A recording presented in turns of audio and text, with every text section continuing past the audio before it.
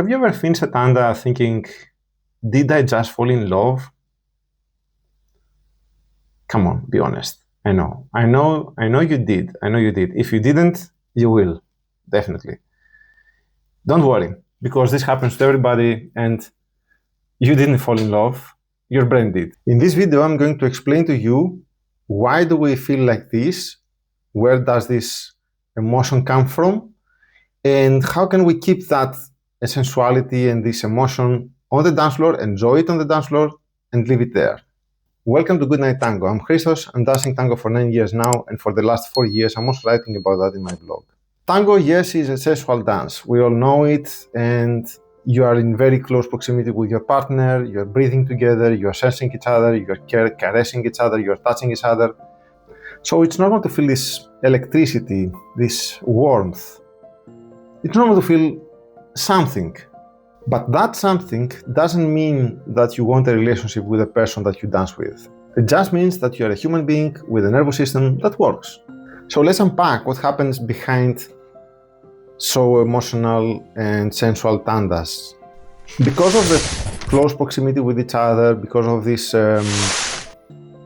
connection that we have with each other, we are breathing together, we are touching each other, all these kind of feelings that we have, all these kind of sensations that we have as input, they create in us this sensation of, falling in love, like falling in love. But what actually happens is that we have mainly two chemicals, two neurotransmitters, if I'm correct.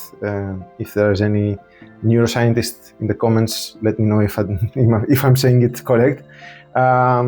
Mainly, there are, from what I read, two neurotransmitters, two chemicals that are released from our body and create this kind of sensation that we are in love.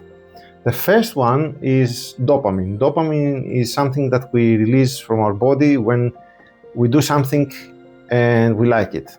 And it tells our body and our brain that, oh, that felt nice, let's do it again. Dopamine is what you release when you, for example, do some exercise or scroll your phone or do whatever gives you pleasure. This pleasure leads to an amount of dopamine in your brain, which tells you, oh, that was nice, let's do it again. And the next one, which is, I think, the more important in this kind of illusion that we have that we fall in love, is the chemical oxytocin. This is also released from our brain, and mainly because of the touch, mainly because of the close proximity that we are with each other, of the embrace and how we touch each other. This oxytocin is also known as the love hormone. This is also what is released when we hug each other, when we are touching each other, and when we are cuddling. It's called the love hormone because it's what is produced when we are in love. The funny thing with this hormone is that it kind of clouds our logical brain, our logical judgment, and it doesn't allow us to think very rational. So when you are full of this hormone, of this chemical, oxytocin, if you have produced too much of it, you may start not thinking very rational. And that is part of the process of falling in love. But we do get these chemicals in other situations and in other cases in our lives. Like, for example, when you are hugging a friend. If you see a friend if you haven't seen them for a long time and you're hugging, and if they feel depressed or bad, and you're hugging them and you're exchanging this, you have this emotional connection, this creates the same kind of chemicals in our brain. Also, for example, when you have a massage, you are caressed and you are touched, similar sometimes to the sensations that you have when you are dancing tango. But all this doesn't seem that you fall in love with the friend that you're hugging, or that you fall in love with your masseuse or whatever else. It just feels that you have the same sensations, you have the same input that creates this output, which is the chemicals. And these chemicals are connected with the experience of falling in love. Now, having said that, there are two main mistakes that we tend to do just because of these chemicals that I said before. The first mistake is that we confuse connection that happens on the dance floor for something more, for love. And that is the feeling that we finish the tanda and we're wondering, did we just fall in love?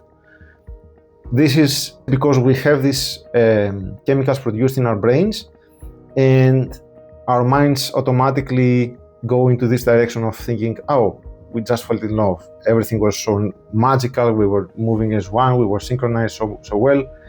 So it must be love, right? The second mistake that we do is that we experience this and we feel guilty and we close. So in this case, instead of letting the chemicals in our body and do their work and let us feel like we are in love and enjoy the sensation, enjoy the feeling that we have, we are shutting down and we are losing this beautiful experience that we might have during the dance. Neither of the two reactions is correct. The one is to the one extreme, the other is to the other extreme. And I think there is a balance, and we need to find a balance between thinking that we fall in love and actually closing and shutting down. We need to find a balance so that we can enjoy this sensuality of the dance, we can enjoy the sensations and the feelings and the falling in love that we feel during the dance, and still keep it there, have boundaries and keep it there. So moving on, I will give you some ideas, some tips on how to handle this kind of emotions, how to handle this kind of experience, and have your own boundaries and maintain it, enjoy it, and have it stay within the dance floor. By the way, before I go forward with the tips, let me know, how do you handle this kind of balance? Do you shut down? Do you think that you fall in love and you go into relationships? Or what kind of strategies have you used and are you using in order to create those boundaries and not fall into either of these two extremes? The first tip has to do with the present, with now. The last tip that I will give you in a minute has to do with the future. So starting from now, starting from the present, the first tip is to enjoy the present moment without thinking anything about the future or the past. Focus on what you feel at the moment, focus on the music, focus on the embrace, focus on the movement. Everything that happens during the dance in the dance floor with your partner, and nothing about the future or the past. Nothing about if you have danced before and how it felt, or what would that mean in the future, or if they think about this and if they experience the same thing like you, or if they would like it in the end. Nothing that has to do with how things will be in the future or how things were in the past between you two. Enjoy just the moment that you are sharing, enjoy the music, the flow, the dance, and don't think of anything else apart from this. The second tip is to enjoy the chemistry and feel this chemistry between you as part of the dance. Celebrate that kind of chemistry between you two as part of the dance. Don't think of it as a real emotion or as a chemistry between you two in real life, like in real persons, but think of it as a chemistry between two characters in a movie. So you have chemistry as characters in a movie. If you are in a love story in a movie, the movie is actually the music, the song that you are hearing, and that's all. It's only within the context of a dance, but not in the context of real life. The third tip is how to re-enter the real life after this bubble, after this movie, after this experience that you have. And the best way, I think, is just to smile, embrace each other, say a thank you, maybe walk together outside of the dance floor, and gradually leave it and let it go. The process of leaving the tanda and stepping out of the tanda is something that creates this kind of end in the movie, you know? It is the closing sequence of a movie. So you finish the movie, you know that it finished, it is going to finish. So you're preparing, you're saying thank you, you're smiling to each other, you're hugging each other, you're walking outside together, and then that's it. movie ends, and you go for the next one.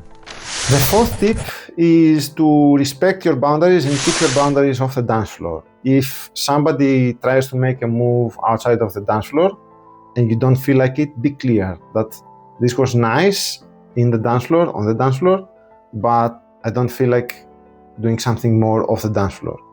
And be crystal clear about that, because otherwise, the more you are reluctant, the more you are vague on that, the more you leave this opportunity to merge between what happens on the dance floor and what happens outside of it.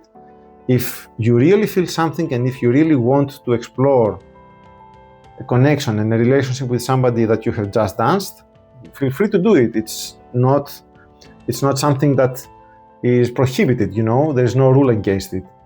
But you have to be honest and you have to understand that this is something that it is irrelevant with what happens on the dance floor with this partner or with other partners. It may happen with other partners as well, and you have to respect the boundaries and set the boundaries off the dance floor and say, okay, that is it. I'm not interested for something more. The final tip, which as I said has to do with the future, is what happens when you're still confused. You did have a nice tanda, maybe you want to continue off the dance floor, explore it off the dance floor, create a relationship, a connection or something, but you're not sure. You're not sure if this is really the tanda speaking, the tango speaking, and the emotions and the sensations that you have created during the tanda, or is it really something that you are actually interested in real life? In this case, the trick is to let it down for about a day. Think about it next day. The chemicals, all these chemicals, the oxytocin and all these chemicals that we have in our minds and in our bodies, have a half-time. After some period, they die down, and the effect that they create and the clouds they create in our judgment, it dies down after some time. So if you give it one day, 24 hours, you will start thinking a little bit more rational, and you can make more informed decisions in this case.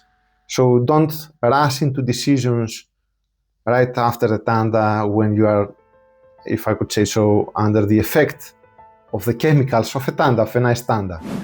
So here we are. Tango gives you this freedom to feel this sensuality and explore these sensations, these very nice experiences, without any pressure to lead to something more. It gives you the connection without any obligations. It gives you the closeness without any confusion. All you have to do is handle it and set your boundaries so that you don't fall in either of the two extremes. And if you want to know if tango can help you find a love partner, this video over here can help you with that. Check it out and don't forget to move forward both in the dance floor and in your life.